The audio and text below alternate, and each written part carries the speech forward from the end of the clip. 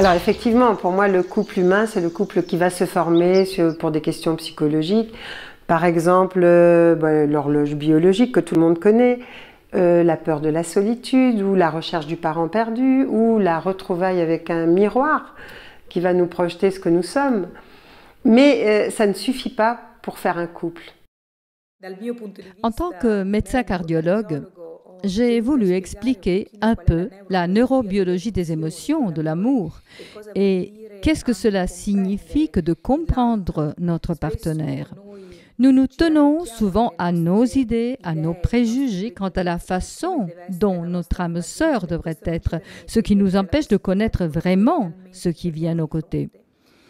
Je vous souhaite réussir, par la lecture de mon chapitre, à trouver un état harmonieux avec votre partenaire, tout comme deux notes merveilleuses. Alors je donne dans ce chapitre justement une méthode, je peux dire un regard différent par rapport au couple pour qu'on puisse regarder notre partenaire toujours comme au premier jour, c'est-à-dire quand il y a les premiers émois, quand il y a vraiment ce moment où, quel que soit le partenaire, on trouve qu'il est parfait.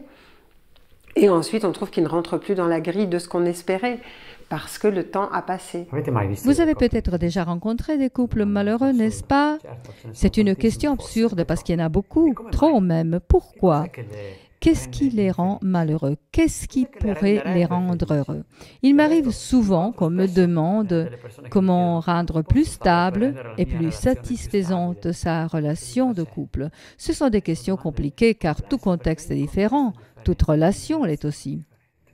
Très souvent, dans les relations de couple, l'amour est là, mais toutes ces incompréhensions font qu'on finit par se séparer.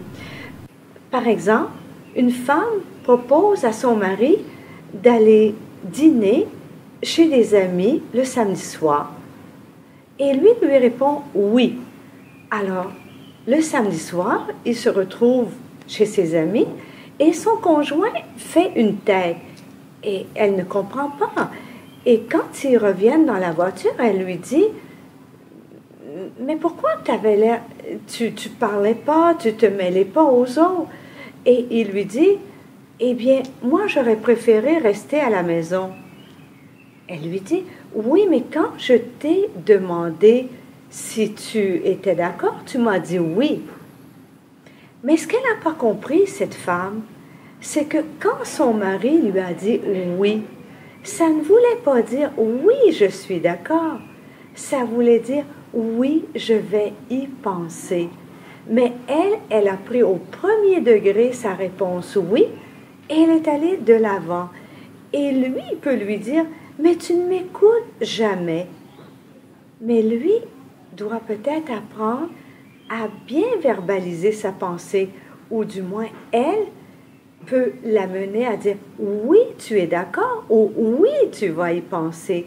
Donc, quand on a ces clés, ça nous permet de mieux se comprendre pour mieux s'aimer. Le couple suprahumain, c'est savoir qu'il y a eu des périodes d'humanité où il y a eu cette balance, où la femme était dominante, ensuite où l'homme a été dominant, et que maintenant on pourrait arriver à un moment d'équilibre des deux plateaux de la balance, de façon à ce qu'il y ait la paix à la fois à l'intérieur de nous et à la fois à l'extérieur, entre l'homme et la femme, qu'on arrête la guerre entre hommes et femmes et qu'on arrive à retrouver en nous cet équilibre entre le masculin et le féminin.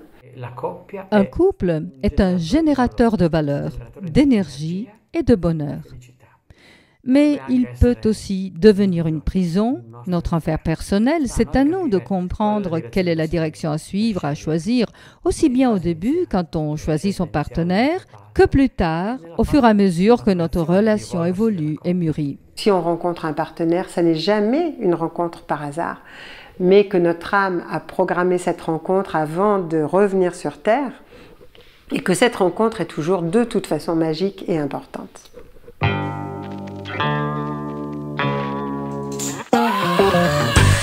Quand ça va très très mal, c'est qu'on a des choses à régler avec cette personne et que tant qu'on ne les aura pas réglées, je veux dire, on aura beau quitter la personne, on retrouvera nos problématiques, on les retrouvera avec un autre partenaire. Donc, Autant finir de régler ce qui est à régler et ensuite on pourra passer à autre chose. Quitter, ne pas quitter. Mais je veux dire, on ne peut pas quitter parce que tout d'un coup on fuit une situation, parce que cette situation, on la porte avec nous et on la portera n'importe où que nous soyons. Et là, à ce moment-là, on aborde les formes pensées. J'ai eu beaucoup de plaisir à collaborer avec ces auteurs pour ce livre parce que ce sont des auteurs que j'estime beaucoup. Écrire avec ces 3 autres auteurs, venant de cultures et de professions différentes, d'expériences différentes, m'a beaucoup plu, car nous avons eu la chance d'offrir une vue panoramique, susceptible d'intéresser tout un chacun. Ces points de vue différents vont pouvoir enrichir votre expérience personnelle. Alors, c'est ce que je vous invite dans ce livre. Bonne lecture à vous tous. Merci.